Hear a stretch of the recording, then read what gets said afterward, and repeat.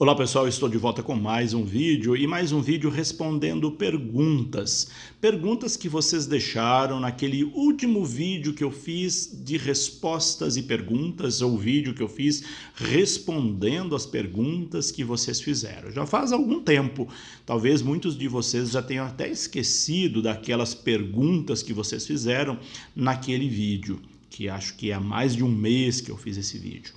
Então eu resgatei lá as perguntas que vocês fizeram, peguei também outras perguntas em vídeos posteriores que vocês deixaram e preparei aqui hoje então uma lista de respostas àquelas perguntas. Vamos lá então respondendo essas perguntas. Antes, porém, convido você que passa por esse canal, assiste a meus vídeos, mas ainda não é inscrito nele, convido você a se inscrever, a vir fazer parte deste canal se inscrevendo. Vamos lá então respondendo às perguntas. A primeira pergunta que eu selecionei aqui é da Catarina Sena. A Catarina pergunta o seguinte: é possível processo de nulidade matrimonial sem testemunhas? Não é possível, Catarina. Uma das exigências para o processo de nulidade matrimonial é que tenha testemunhas. Sem testemunhas não é possível. Então, se você pleiteia aí a nulidade matrimonial, você precisa encontrar testemunhas para que possa ser arrolado o processo de nulidade. Portanto, não é possível nulidade matrimonial sem que tenha o depoimento de testemunhas. A outra pergunta é da Laura Santos. A Laura pergunta: pode ser mulher apóstola na Quinta-feira Santa, mesmo tendo homens para ser? Sim, Laura, não há problema nenhum. Inclusive, ultimamente tem sido maioria mulher como apóstolo na Quinta-feira Santa. Não existe nenhuma proibição da igreja, então isso é ponto pacífico, não há nenhum abuso litúrgico de colocar mulheres para lavar os pés na Quinta-feira Santa. Aliás, é importante que se coloque, porque as mulheres são tão importantes na igreja, dá uma contribuição tão grande, e por que não? Lembrando que lavar os pés significa serviço, estar a serviço com humildade. As mulheres são maioria servindo na igreja, então não há por que não colocar mulher como apóstolo, representando os apóstolos na Quinta-feira Santa. A outra pergunta é da Luzia Beatriz. A Luzia Beatriz pergunta: messes fazem a purificação dos vasos sagrados, por exemplo, o cálice? Depende da paróquia, Luzia. Depende do padre. Se o padre combinou que os messes façam a purificação dos vasos sagrados, não há problema nenhum que se faça. Tudo é uma questão de combinar. Há lugares que o padre que faz a purificação, sobretudo do cálice, e há lugares que são diáconos, que são messes e até mesmo acólitos. Depende do padre que vai combinar com a equipe de celebração, quem está servindo o altar. A Joana Oliveira pergunta: há possibilidade de uma pessoa de outra religião já batizada se batizar noutra religião? Sim, há possibilidade, desde que o batismo daquela pessoa não tenha sido válido. Se a pessoa for batizada numa religião cujo batismo é válido e na outra também é válido, reconhecido o batismo, ela não precisa batizar novamente. Inclusive, lá no Código de Direito Canônico tem uma lista de 7 igrejas cujo batismo são válidos na Igreja Católica, e da Igreja Católica é válido daquelas igrejas. Não precisa batizar novamente. Então depende. Agora, se ela foi batizada numa seita cujo batismo não é reconhecido, não tem a fórmula trinitária, então ela tem que ser batizada novamente. A outra pergunta é da Solange Matos da Silva. A Solange pergunta: é correto consagrar pão ázimo no lugar da hóstia tradicional, há lugares que as pessoas consagram, sobretudo na Quinta-feira Santa, pães ázimos. Não é o mais indicado, pelo fato de que pode ter muitos fragmentos que ficam espalhados de partículas consagradas. Então, não é recomendado. Não existe uma proibição, mas não é recomendado. É recomendado que seja utilizado mesmo a hóstia tradicional, que não solta fragmentos, que é apropriada para essa finalidade. A outra pergunta é da auxiliadora Sabarros. A auxiliadora faz uma pergunta clássica que eu já respondi em tantos outros vídeos, mas vou responder novamente para você, auxiliadora, porque eu sei que você é muito assíduo aqui nesse canal. Ela pergunta se usar palmas na igreja é litúrgico, se bater palmas na igreja é litúrgico. Depende do momento. Dentro do rito da liturgia, não há nenhum momento para palma, para aplaudir, não existe dentro do rito da liturgia nenhum momento para isso, nem no hino de louvor. No entanto, se for um apêndice da liturgia, tem aniversariantes, posse de um pároco, de um bispo, aí então abre-se um parênteses, mas lembrando, não faz parte da liturgia, é um adendo, é um apêndice daquela celebração. Dentro do rito da liturgia não tem nenhum momento que tem palma, por exemplo, não tem cabimento bater palma em ato penitencial, hino de louvor, no santo. Em qualquer outro momento que for parte fixa da missa, não cabe palmas, isso não é litúrgico, já disse isso também em outros tantos vídeos. A outra pergunta é do Elias de Jesus.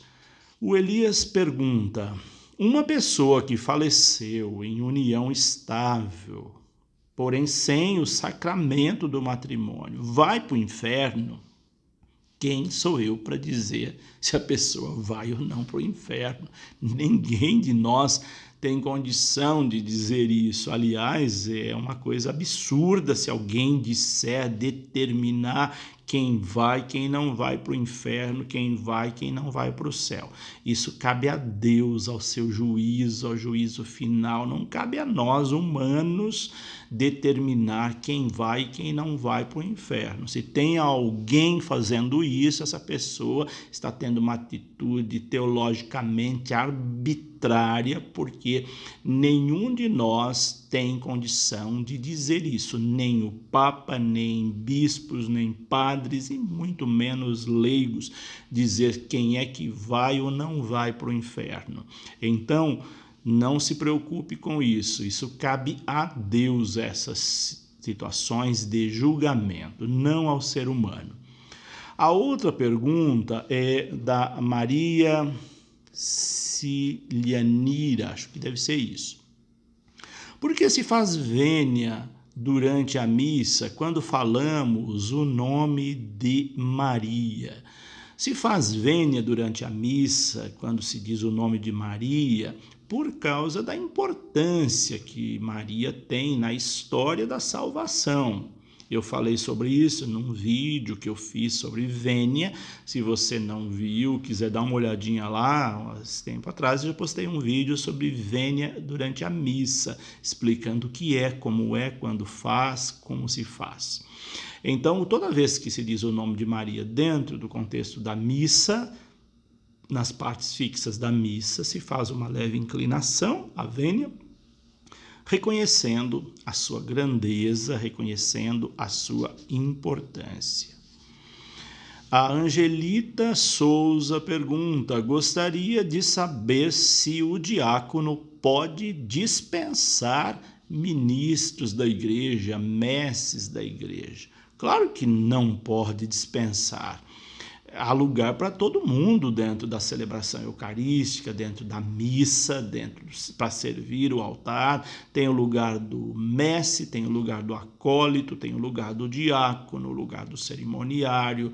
Enfim, Cada um tem a sua função, o seu papel, a sua missão. Não precisa ninguém dispensar ninguém. Se tem algum diácono aí na sua paróquia dispensando os messes, é sinal de que está havendo aí uma falta de entrosamento, de diálogo, de partilha de funções, porque ambos podem atuar harmonicamente, cada um na sua função. O Wagner Alves pergunta: é correto no final de uma celebração o ministro dar a bênção final? Ele se refere ao ministro extraordinário, né? Não o ordinário, que é o padre, né? Sim, ele pode dar a bênção, qualquer pessoa pode abençoar. E se a pessoa está conduzindo uma celebração, nada mais correto dela dar a bênção. Muda-se a fórmula, não é a fórmula que está lá no missal para os padres, mas a bênção deve ser dada, sim. Uma celebração encerrar sem uma bênção fica faltando alguma coisa. Então, o ministro pode sim dar a bênção. Então, em vez dele dizer o Senhor esteja convosco, ele pode dizer o Senhor esteja conosco. Só muda um pouco a fórmula, mas ele pode sim dar a bênção. A outra pergunta é do diácono Marinaldo. O diácono Marinaldo pergunta: o diácono deve passar as páginas do missal na oração eucarística? Você se refere passar a página do missal, folhear o missal para o presidente da celebração? Se for isso que você pergunta aqui, Marinaldo, se o diácono está fazendo um papel de acólito ali, ele pode fazer isso. Se há um acólito com essa função, não precisa. Mas se ele está do lado do presidente da celebração, fazendo a função, desempenhando a função de acólito e que está responsável pelo livro, o librífero, ele pode e deve passar as folhas do missal, virar as páginas aí para o presidente da celebração. A outra pergunta é da Denise Moreira. Denise Moreira pergunta: é possível batizar uma criança na igreja com o nome diferente do nome civil? Não é possível, Denise. A criança deve ser batizada com o nome que ela foi registrada no civil, exceto se ela está em perigo de morte, é batismo de emergência. Aí sim, essa criança batiza com o nome que for dado na hora para ela, mas é um batismo sob condições, é um batismo emergencial. Mas o batismo oficial, que vai no registro do livro de batismo da paróquia, a criança precisa ser batizada com o nome que está no seu registro civil. A outra pergunta é da Tainara Souza. Ela pergunta se essa é uma pergunta pessoal, se eu realizo formação nas paróquias. Ela disse: o padre deve ser muito ocupado, mas eu sim faço isso. Eu tenho uma agenda, eu trabalho com agenda e eu dou assessorias a dioceses e paróquias, com vários temas de liturgia, de gestão eclesial e outros desdobramentos destes temas. Eu tenho trabalhado, já passei por muitas dioceses do Brasil e muitas paróquias. Sempre eu peço que, quando é paróquia, que o pároco entre em contato comigo para agendar, para a gente negociar as condições de eu ir até o local. E quando é na diocese, eu peço sempre que o bispo ou o padre responsável por aquela pastoral entre em contato. E aí a gente vê as condições, porque eu tenho dado formação no Brasil inteiro, de norte a sul do Brasil, demanda passagem aérea, então uma série de coisas que tem que ser combinado. Mas faço isso sim, faço com muito gosto, de acordo com as datas, com as agendas. A outra pergunta é da Maria Efigênia. Ela pergunta: gostaria de saber qual a cerimônia para apagar o círio pascal. Então, na cerimônia, na solene missa de Pentecostes, a liturgia recomenda que se apague solenemente o círio pascal. Não existe uma celebração exclusiva só para apagar o círio pascal. O círio pascal é apagado dentro da celebração, no final da celebração de Pentecostes, quando encerra o tempo da Páscoa. Depois ele é apagado solenemente, ele só volta em ocasiões especiais, como batismo, crisma, missas solenes, aí o círio volta. Mas durante o tempo comum ele não está mais aceso na missa. Então, nesse dia, tem um breve ritual que geralmente os folhetos trazem, a liturgia diária traz. Tem uma oração, depois apaga-se o círio solenemente, assoprando ali na frente da Assembleia, faz uma outra oração. Durante o sopro que apaga o círio, ali tem um canto, é um ritual muito simples, mas que enfatiza esse gesto de encerramento do tempo pascal. Ele geralmente é feito no final, antes da bênção final, do domingo de Pentecostes, como foi o domingo recentemente celebrado. A outra pergunta é da Eva Linhares. Ela pergunta: Nossa Senhora é intercessora ou salvadora? Obviamente, Eva, que Nossa Senhora ela é intercessora. Salvador é só Jesus. Nossa Senhora é intercessora. É um erro teológico dizer que Nossa Senhora salva. Esse é o equívoco que muitos evangélicos têm em relação aos católicos. Acha que católico adora Nossa Senhora, acha que católico acredita que Nossa Senhora salva, e não é nada disso, não existe essa orientação dentro da doutrina católica. Nossa Senhora é intercessora, ela é aquela que intercede junto a Jesus, que intercede junto a Deus, sobretudo junto a Jesus, por nós. Esse é o sentido, a intercessão e não salvação. Quem salva é só Jesus. A outra pergunta é do Adelino Gastaldo. Ele pergunta: quando houver necessidade de passar entre o bispo e o altar, a quem se faz reverência? Sempre se faz para o bispo, né? Se você está ali passando, evite passar, obviamente, mas às vezes é alguém que está na equipe de celebração e precisa passar entre o altar e o bispo. Então, nessa hora, você faz uma leve inclinação em respeito ao bispo que está ali presente, presidindo a celebração. A outra pergunta é BD Todd, é o nome que está ali no seu YouTube. Não sei qual é o nome dessa pessoa. Pergunta o seguinte: ao portar objetos sagrados não se faz vênia, correto? Corretíssimo. Quando alguém entra na procissão de entrada portando um objeto como cruz processional, evangeliário, não se faz vênia quando chega diante do altar. Eu fiz um vídeo sobre vênia e eu acabei esquecendo desse detalhe. Se alguém porta um objeto sagrado ao passar diante do altar, não se faz vênia. A Eliane Barros pergunta: posso fazer vênia na porta da igreja ou só perto do altar? Quando você entra no espaço sagrado, entra na igreja, você deve fazer vênia. Eu disse isso no outro vídeo, passando diante do altar também. A igreja recomenda que seja feito sempre diante do altar, mas você, ao entrar numa igreja, também você pode fazer uma leve inclinação. O Renan Targino pergunta: qual a diferença entre ordinário e extraordinário? A diferença é um tanto quanto óbvia, Renan.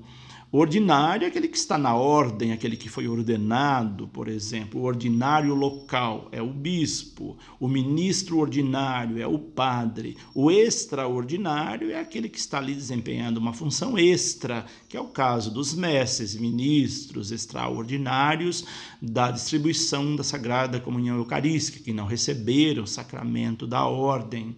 Então, essa é a diferença de ordinário e extraordinário. E, por fim, a última pergunta é do Gilmar Miranda. Quando uma pessoa amaziada entra na fila de comunhão, como o ministro deve proceder?